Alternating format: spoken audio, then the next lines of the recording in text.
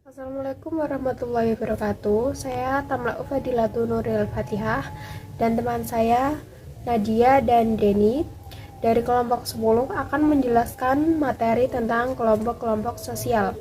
Yang pertama akan dijelaskan dengan saya pengertian kelompok sosial. Jadi kelompok sosial adalah kumpulan orang yang memiliki kesadaran bersama akan keanggotaan dan saling berinteraksi.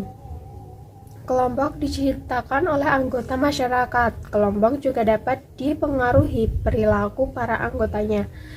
Dan yang kedua, poin kedua, ciri dan syarat kelompok sosial. Jadi untuk menjadi kelompok sosial itu ada syarat-syaratnya. Nah, diantaranya yang pertama, terdapat dorongan atau motif yang sama antar individu atau dengan yang lainnya. Yang kedua, terdapat akibat-akibat interaksi yang berlainan terhadap individu satu dengan yang lain berdasarkan rasa dan kecakapan yang berbeda-beda. Yang kedua, adanya penegasan dan pembentukan struktur dan organisasi kelompok yang jelas dan terdiri dari peranan-peranan dan kedudukan masing-masing. Poin ketiga dan keempat akan dijelaskan oleh teman saya, Denny. Saya di sini akan meneruskan poin ketiga dan poin keempat.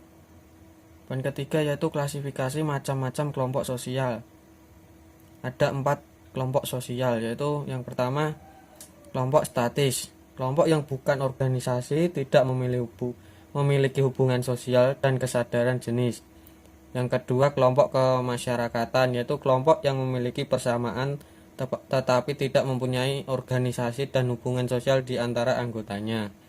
Yang ketiga kelompok sosial, yaitu kelompok yang anggotanya memiliki kesadaran jenis dan berhubungan satu dengan yang lainnya tetapi tidak terikat dalam ikatan organisasi.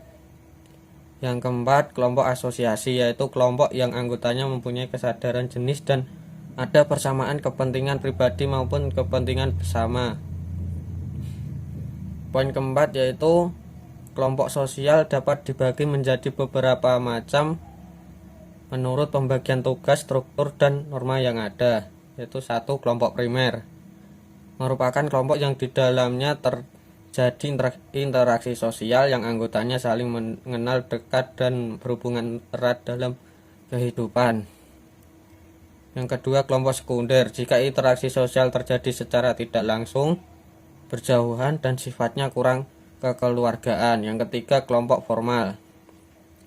Pada kelompok ini ditandai dengan adanya peraturan atau anggaran dasar, anggaran rumah atau ART, dan anggotanya diangkat oleh organisasi.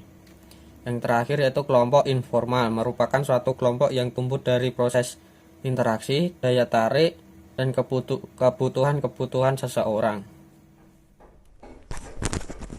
Assalamualaikum warahmatullahi wabarakatuh. Di sini saya akan melanjutkan apa yang telah dipresentasikan oleh Mbak Fatika dan Mas Denny.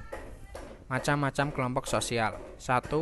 Kelompok kekerabatan. Dalam kehidupan masyarakat yang masih sederhana, biasanya hubungan antar masing-masing anggotanya saling mengenal secara mendalam. Yang menjadi dasar ikatan kelompok semacam ini adalah sistem kekerabatan. Terdiri dari anggota keluarga, persamaan pekerjaan, atau status sosial dalam masyarakat. Yang kedua adalah kelompok premier dan kelompok sekunder.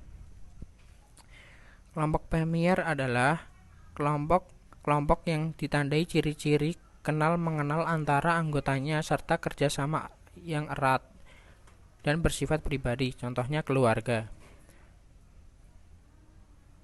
Sedangkan kelompok sekunder adalah kelompok yang terdiri dari banyak orang yang bersifat hubungannya tidak berdasarkan pengenalan secara pribadi, tidak langsung dan fungsional, serta rasional, contohnya hubungan kontrak jual beli. Ketiga adalah paguyuban dan patembayan. Paguyuban dan patembayan adalah pikiran yang dicetuskan oleh Ferdinand Tonis. Paguyuban adalah bentuk kehidupan bersama di mana anggotanya diikat oleh hubungan batin yang murni bersih. Sementara patambayan adalah kelompok yang disadari oleh ikatan lahiriah yang jangka waktunya hanya terbatas, hanya bersifat sebagai suatu bentuk pikiran, serta strukturnya bersifat mekanis bagaimana dapat diumpamakan dalam sebuah mesin.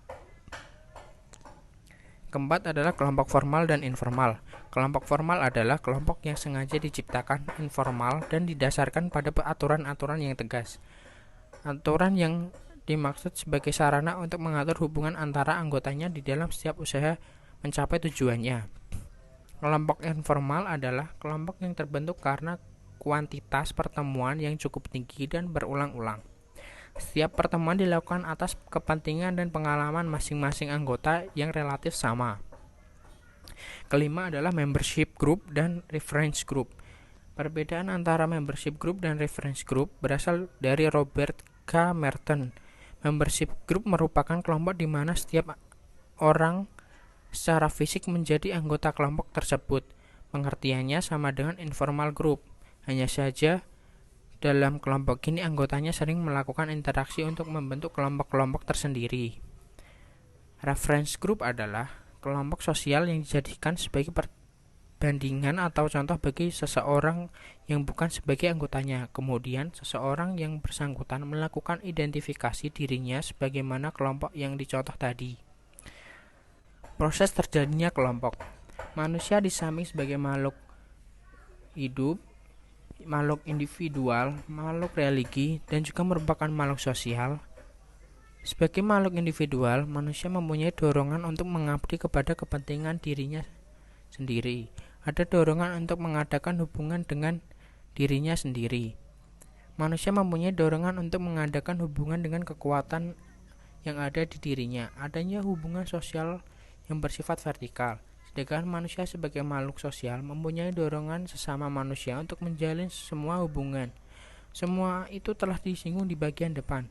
Dengan adanya dorongan pada manusia untuk mengadakan hubungan manusia dengan manusia yang lain, maka kemudian terbentuklah kelompok-kelompok dalam kehidupan masyarakat. Sekian presentasi dari kelompok kami, semoga bermanfaat. Jika ada yang kurang jelas bisa ditanyakan di grup kelas. Wassalamualaikum warahmatullahi wabarakatuh.